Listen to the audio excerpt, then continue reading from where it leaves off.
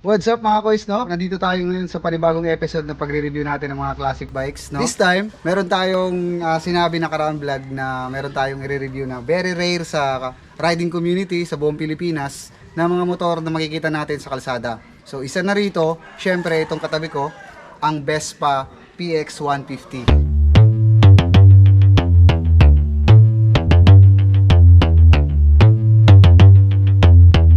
Ain't nobody stopping me.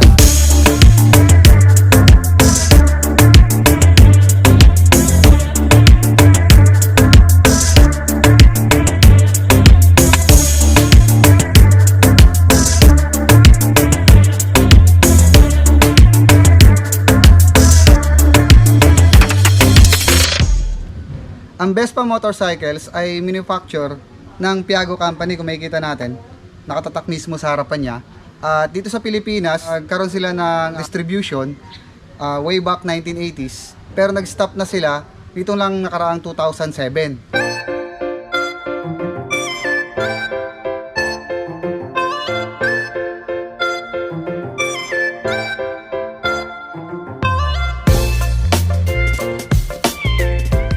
So itong mga kois, yung motor na ito is 1970s pa yung mga ganitong mga model. At kadalasan sa mga 1970s na mga model na motor, talaga namang bibihira natin makita talaga. Wala nang mga ganitong motor na pinuproduce dito ngayon sa bansa natin. 2007, then may mga pailan-ilan na lumalabas, pero bibihira na lang ang merong mga ganitong motor. Kaya napakaswerte ng mga rider na merong nare-restore ng mga ganitong motor. Yung mga ganitong motor mga kois, hindi mo na mabibili ng mura pagdating sa panahon natin ngayon. Kasi nagre-range na to ng 200,000 hanggang 400,000 mga kois. What? Yung may-ari nito, dati hindi pa ganun kakilala yung mga classic bikes, hindi pa nauuso. Nabili niya lang to ng around 27 to 30,000. Pero ngayon, sobrang mahal na mga kois. Kaya napakaswerte niya. Kaya ano masasabi natin mga kois? Sana all.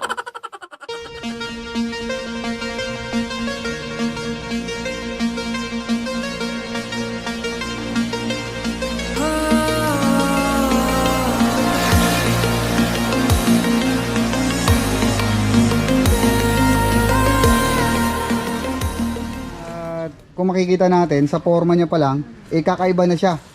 Parang napapabilang siya sa mga retro bikes, pero hindi naman talaga siya totally nabibilang sa mga retro bikes, kundi talagang best pa siya. So ang best pa kasi may sarili siyang pagkakakilanlan mga kois, no?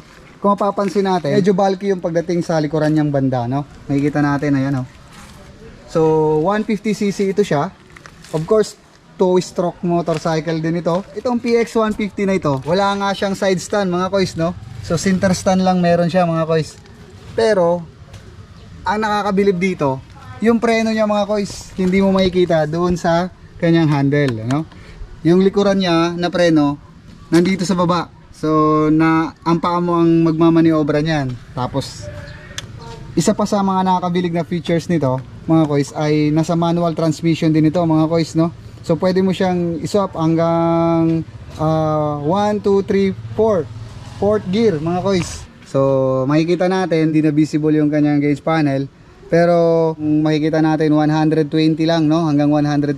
Tapos meron ding fuel indicator, may signal light indicator, high and low. Ayan, makikita natin, no? So napaka basic lang din katulad ng mga classic na mga bikes.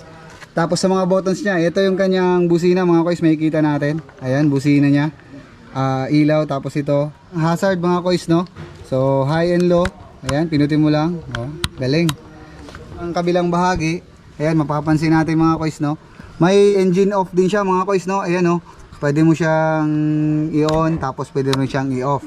Tapos ito yung kanyang signal light. So hindi siya katulad ng iba na ginaganon lang, pinipindot lang talaga, ganyan. Parang push button lahat halos, no? Ito rin yung kanya clutch pagka sinwitch mo na sa manual. Ayan. Dito yung kanyang front brake. Okay. Yung grip nito mga kois, no? Original pa rin mga kois, no? Yung handle nito, yung grip nito, original pa rin. So, syempre hindi pa naman na-invento dati yung mga disc brake na yan mga kois, no? Ang kanyang brake nito ay puro drum brake mga kois, no? Pagdating sa harapang bahagi mga kois, no? Yung signal light niya, hindi siya nakalagay dito sa headlight banda. Dito siya sa bandang flarings niya, sa body. So, kaya maganda tingnan mga kois, no? Kung mapapansin natin, no? Angas ng harapan niya pagka sinakyan mo to. So, ito, dito nakakabit, tapos may bolt pa, oh. Yung mga thread pa. So, nandito yung company na nagmamanufacture niyan, Piaggio, yan. Ito yung kanyang brand name. Yan, mga kois. Pagdating naman sa headlight, as usual, hindi siya LED. Yung pinaka dati pang mga olds, bulb type siya, no? Ang ganda. Isa pa sa mga nakadagdag ng angas dito mga kois, yung kanyang side mirror. Ayan, no? So, hindi naman siya ganun kadali ikabit, pero pag na-adjust mo, is talagang nagpo-provide siya ng magandang looks sa likurang bahagi mo, no? So, napakaangas tingnan. At saka pagka umupo ka rito mga kois, talagang mapapansin mo yung sarili mo na para kang nagra-rides sa isang prestiyosong lugar. Ayan. Pagdating naman mga kois dito sa ibabang bahagi, dito nakalagay yung kanyang kickstarter. Ayan, no? So ito kickstarter niya ito mga kois, no? Tapos may push start din niya naman. Tapos pagdating sa tambucho niya mga kois, so na-restore na lang at pinalitan na lang ng hindi na to stock yung kanyang tambucho, no?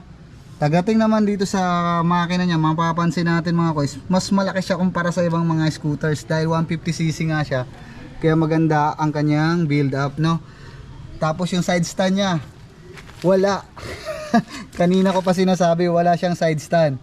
Center stand lang meron mga kois, no? At napakalaki ang luwag ng center stand niya mga kois. Ayan, ganun.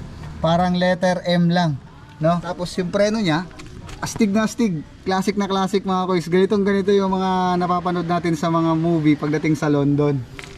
Ito mga kois, no? Sa gulong naman tayo.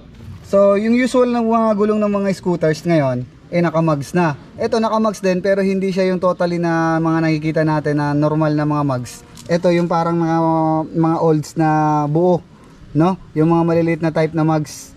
Hindi ko alam kung anong tawag diyan mga kois, no? Pero maganda at attractive tingnan pag ganito. Tapos sa flarings niya, oh. Ayan, ang ganda. So maliit lang siya mga kois, no? Ang size nito 3x10. Isa pa sa nakakabilib na features nito mga kois is monoshock lang siya pagdating dito sa harapang bahagi, no? So ito, na-restore na lang, pinalitan na ng bago. So, pero talaga, isa lang yung kanyang shock dito sa harapang bahagi mga kois. Ang ganda. Angas, men. Eto mga kois, maganda sa isa sa mga features na maganda rin dito. Ito, pag may mga pinamalengke ka, pwede mo siyang isabit dito mga kois, oh. Ayan. Tapos ito, yung sa fuel niya, mga kois. Ganda. Eto naman mga kois, yung choke niya, mga kois, no? So, ito yung preno. So yung kanyang floorboard dito mga kois, no, kung makikita natin, meron siyang kakaibang design, hindi katulad ng iba na flat surface lang. So pagka dito yung paa mo, komportable ka, and at the same time reachable mo kaagad kapag uupo ka. Naman sa signal light niya mga kois, no, mapapansin natin dito sa likurang bahagi, katulad na rin ng mga big scooters na mga old motorcycle, bulky, tapos ganito rin yung sa mga signal lights niya. So as usual, bulb type siya. Tapos yung kanyang taillight, ganun din. Pagdating naman sa upuan niya mga kois, no, parang pan TMX 125 nga ito eh. So na-restore na ito siya mga kois, no. At ang isa sa mga kinabibiliban ko, yung U-box niya, kasi hindi mo makikita sa ilalim ng upuan niya. Dito mo siya makikita mga kois sa harapang bahagi, no. So pag i-open mo natin to, ito siya. Yan yung U-box niya. Dito mo pwedeng ilagay yung mga maaaring mga dala-dala mong mga gamit o pinamalengke mo. Dati pa, noong unang panahon. Pagkatapos, ang capacity naman nito pagdating sa fuel ay nasa 8.9 liters. Kaya komportable na hindi ka makakapagpagas kahit na long ride yung iyong travel. Pagbubuksan mo mga kois, may susian din to siya, pero parang ginaganon pa eh. Bago kailangan mong. Tapos ito, dito mga kois, dito yung tuti niya, kasi nga 2-stroke siya. Tapos dito yung gasoline niya, ito yung tangke niya mga kois. Store na lang. Alright. Very classic mga kois, no? Tapos yung battery niya mga kois, dito siya makatatagpuan. So, sa kaliwang bahagi ng bulky na ito, no? So pag bubuksan mo siya, medyo kailangan mo ditong pihitin, ano? Yung bahagi na to. Okay. So, subukan natin pabuksan mga kois sa kasama natin. Pipitin niya lang. Tapos, ganon mga kois, no? So, ma-check natin. May extra pa na gulong na po pwede, reserva. Tapos, dito yung battery niya, connected. So, napakaganda. Akala ko, kuwan lang siya, space lang siya dito. So dito mga kois, pwede kang maglagay ng spare tire mo para dito sa unit mo na to. Tapos dito naman sa kabilang bahagi mga kois, dito naman nakalagay yung makina mo pag i-check mo. So napaka-astig mga kois. Ang ganda.